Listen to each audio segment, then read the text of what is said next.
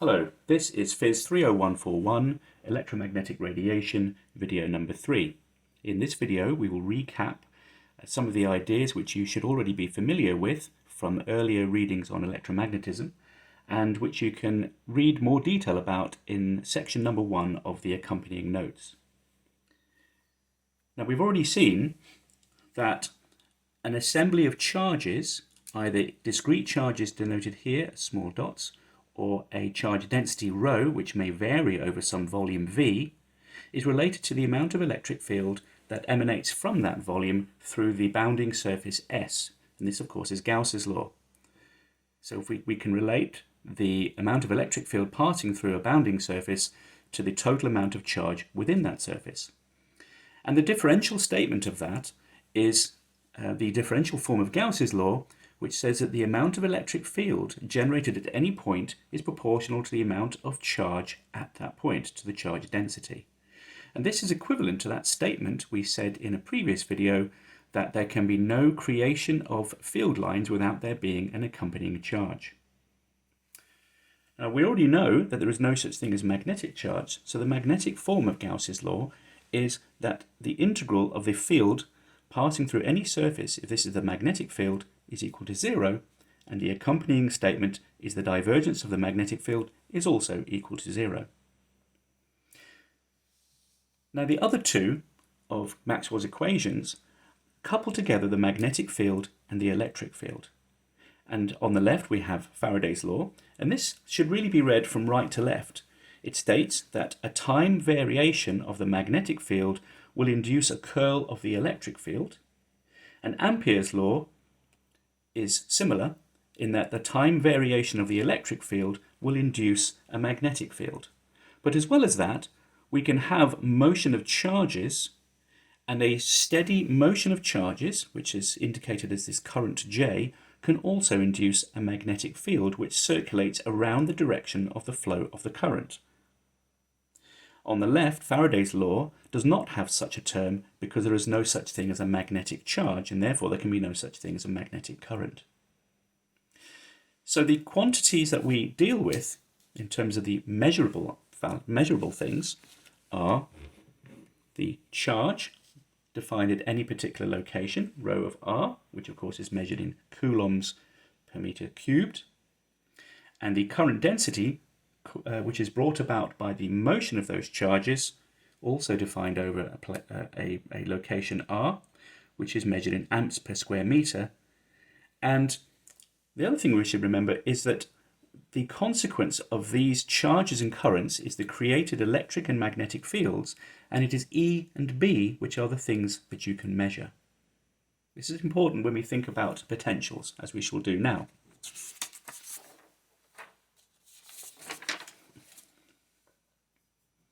Now another concept which is foundational is the idea of charge conservation.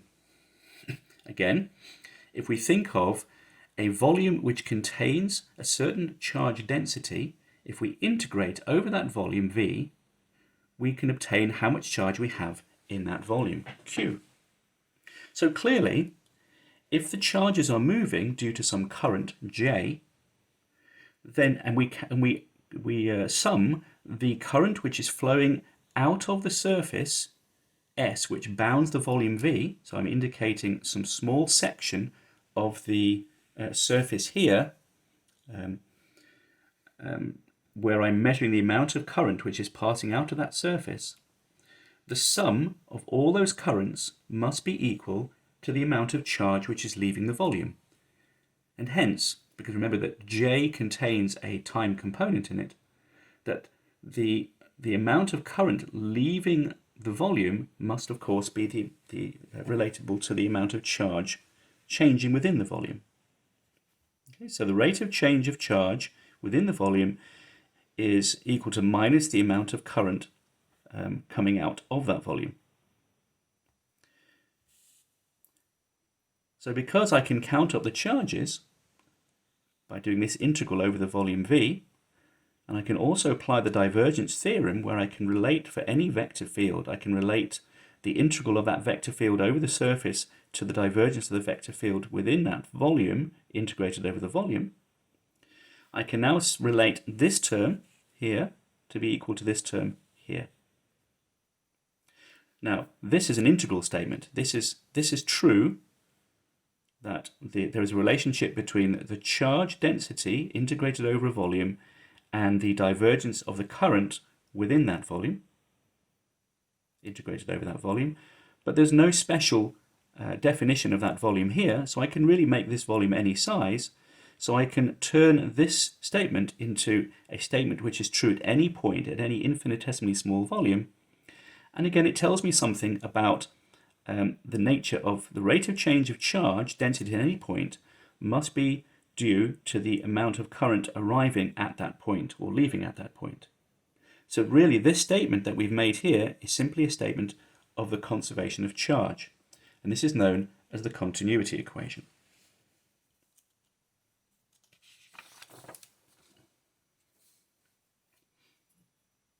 Now,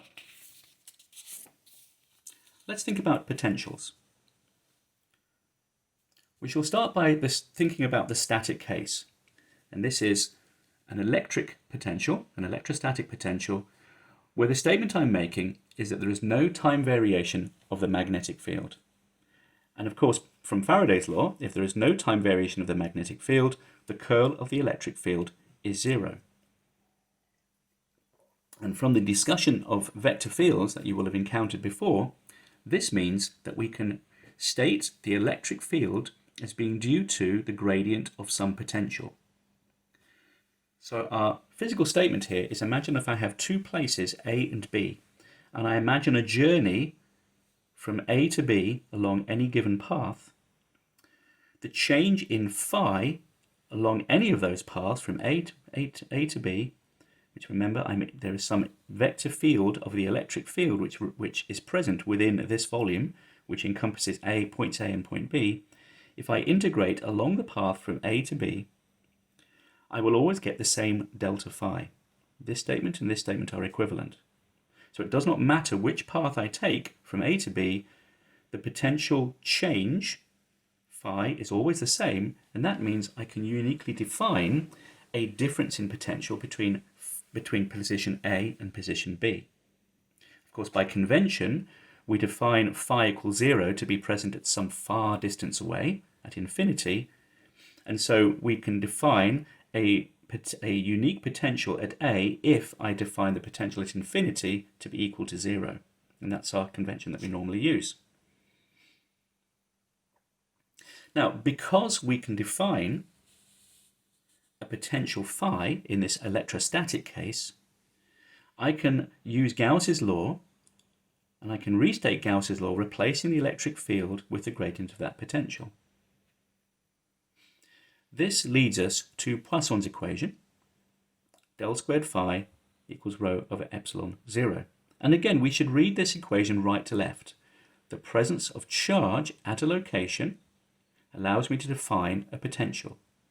So, for example, if I have a point charge, Q, at some location, here implicitly the origin, which allows me to define a coordinate r, then the potential at some position r is proportional to the amount of charge at that origin. Now, the nice thing about potentials, as you already know, is that if I have a charge distribution over some volume V primed, and I add up all those charges, I can then create a definition of a potential at any other location R based on the positions of the charges and the amounts of charges at positions R primed. So that should already be familiar to you. Now let's look at the case for magnetic fields. Now let's see if we can do the same procedure again. So we showed that in the electrostatic case, when there's no time variation of the magnetic field, the curl of the electric field is 0, and therefore I can define the electric field as being the gradient of a potential. So let's try to do the same thing again. I'm going to propose that the magnetic field can be defined in terms of the gradient of a potential. So this is some different kind of potential. I'm just going to call it phi b for now.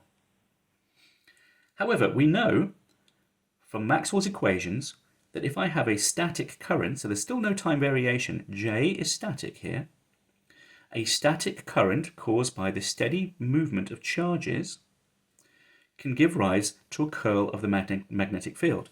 But of course this runs counter to our previous statement that if I have a curl of the magnetic field, which is non-zero, then clearly B cannot be stated in terms of a potential. So these two statements, this equation relating B to a potential phi B, and this statement here relating B to a current, cannot both be true unless we have the trivial case that there is no current, and of course that's not very interesting. So therefore the magnetic field cannot be stated in terms of some form of simple magnetic potential. So let's do something else. Instead, let's define some vector field A. Now we already know that del dot B equals 0 in all cases. So let's try defining B in terms of the curl of some other vector field A. We haven't yet defined what A is, but let's see where this goes.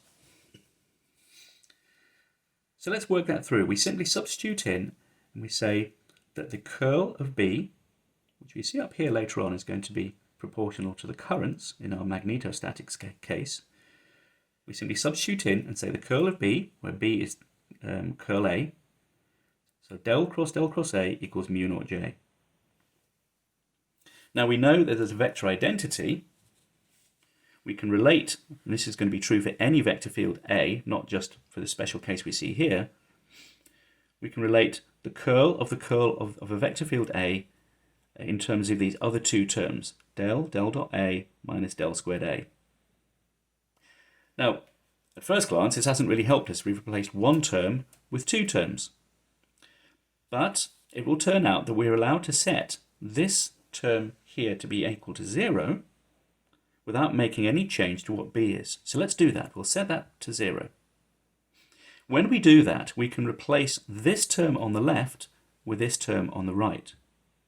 So now we can say that the curl of B can be defined in terms of this vector field A, and this vector field A is determined by the currents. Again, we should read this equation right to left. The steady motion of currents define A. So what have we gained from doing this? Well, let's look at what that means. Let's compare our statement about electrostatic potentials. This is Poisson's equation. We said that the charge density at a point can define the contribution to the potential. Similarly, the equation we've just obtained has a current density. Remember, J is a current which is defined over some vector position R, and the current on the right defines A on the left, and from A we can obtain B by taking the curl of A. Now really this bottom equation is like the top equation, except there's three of them hidden inside. And the way to think about it is that Jx on the right hand side is creating Ax on the left hand side. So really there's three equations like this. Three equations where the current in the x direction is defining Ax in that component of A in the x direction. So this is a potential like our electrostatic potential for charges, but now it has a vector form. So we're going to call it the vector potential. Now, in the same manner as we can define the potential due to a collection of charges, we can define the potential due to a collection of currents. So if I have a current density Jx, so I'm thinking only about the x direction now, I think about all the currents flowing in only the x direction. And these currents are static, they're not time varying. And I can define them over some vector field R. And what I'm doing here on the right hand side is I'm adding them all up. I'm doing an appropriate scaling and I obtain a value Ax of R. So the currents flowing in the x direction are defining this function Ax. Now I can combine x, y, and z into a single equation, but this should really be read as three equations, where I integrate over some volume. So this volume here is the volume over which I'm saying there are currents present. So if I integrate over that volume, okay, volume V primed, and I integrate over all the R primes within that volume, I can figure out what this vector potential is at some observation location R. So there's three equations hidden in here. Okay. So what is this saying? This is saying if I have a collection of currents J, it can define a vector field A, a vector potential, and of course we saw before that we can use the curl, the curl of A, the curl of A is B. Okay. So if you look in the notes, you can go from this equation, which is defined in just the same way as we defined an electrostatic situation. We can go from this equation and we can turn it into the familiar Biot-Savart law, which defines B directly. So this equation and this equation are equivalent. So just to recall, what is the Biot-Savart law saying?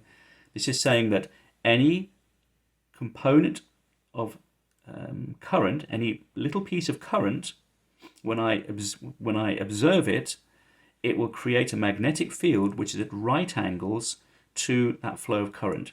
That's what the Biot-Savart law is saying.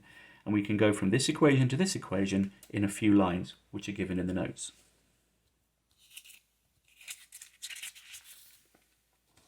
So let's summarize. So on the right-hand side, we have our statements. This is for an electrostatic case where there's no time variation. We can relate the electric field to a potential phi. We can define phi in terms of a collection of charges. And of course, we still have our statement that at any given location, the charge density is creating a certain amount of electric field. On the left, we have the magnetic field situation. We have defined a new quantity, the magnetic vector potential. And if we are able to find the magnetic vector potential, we can obtain B simply by taking the curl of A. Why would we want to do this?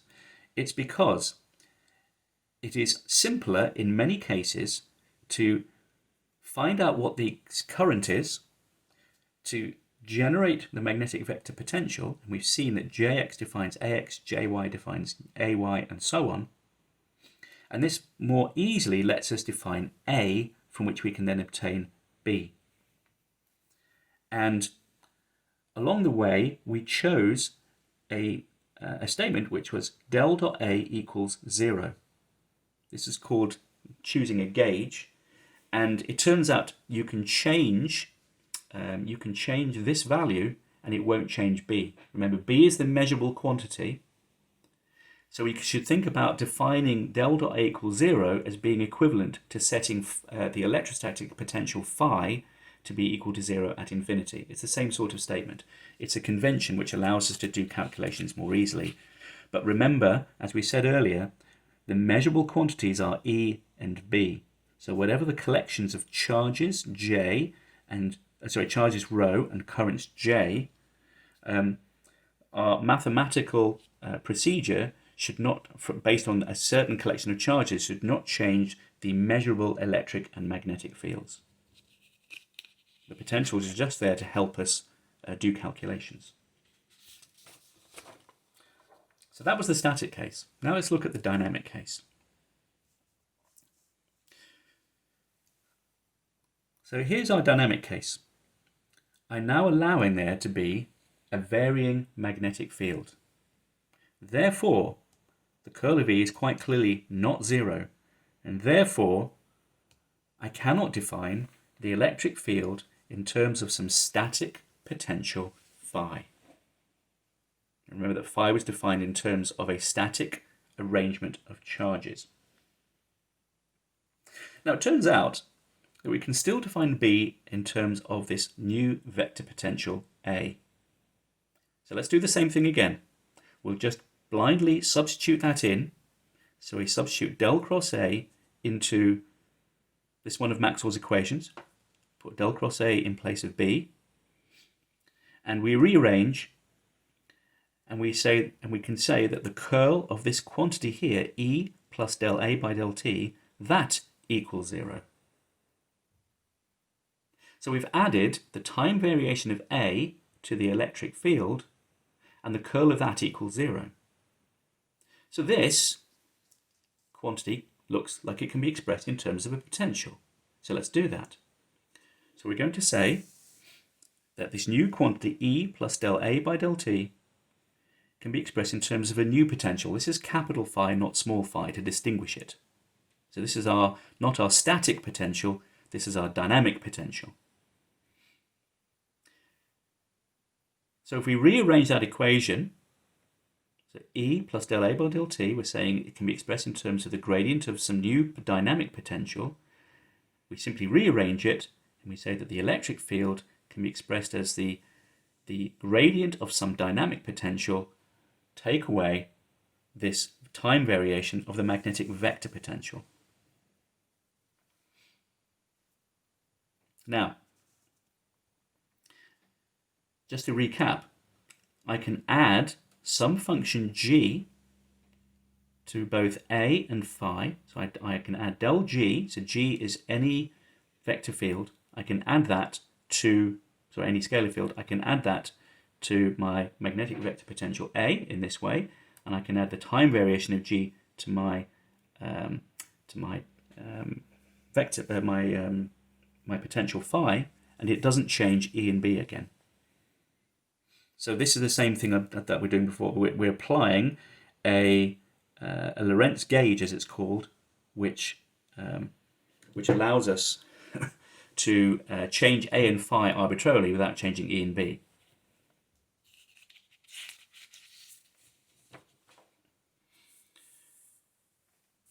So our Lorentz gauge, we want to relate A and phi in some manner. So our Lorentz gauge sets del dot A and relates it to the time variation of our new dynamic potential phi. And if we set this gauge, and you can see we can write it in one of two ways, we rearrange it, we can say that del dot A plus 1 over c squared d phi by dt equals 0. That looks sort of familiar, doesn't it? And in the notes, I show you how by applying this, you can obtain three equations. There is an equation for phi, the dynamic potential, and this on the left-hand side does look like a wave equation, but this is different. This is what's called an inhomogeneous wave equation. And what this is saying is that the dynamic potential phi can be defined in terms of a charge density rho, where this can now vary in both location and in time. And similarly, the vector potential A can be defined in terms of currents J. And again, these currents on the right can now vary both in position and in time. So what's been the upshot of doing this? What have we done?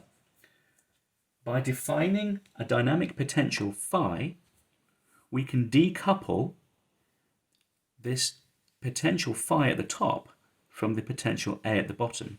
So the top is about electric fields and the bottom is about magnetic fields. Okay, so charges are creating phi and currents only are creating A. And this allows us to do a great deal more in terms of mathematical convenience than if we were to keep things coupled together through the magnetic and electric fields B and E. So in the later videos, we'll talk a little bit more about that.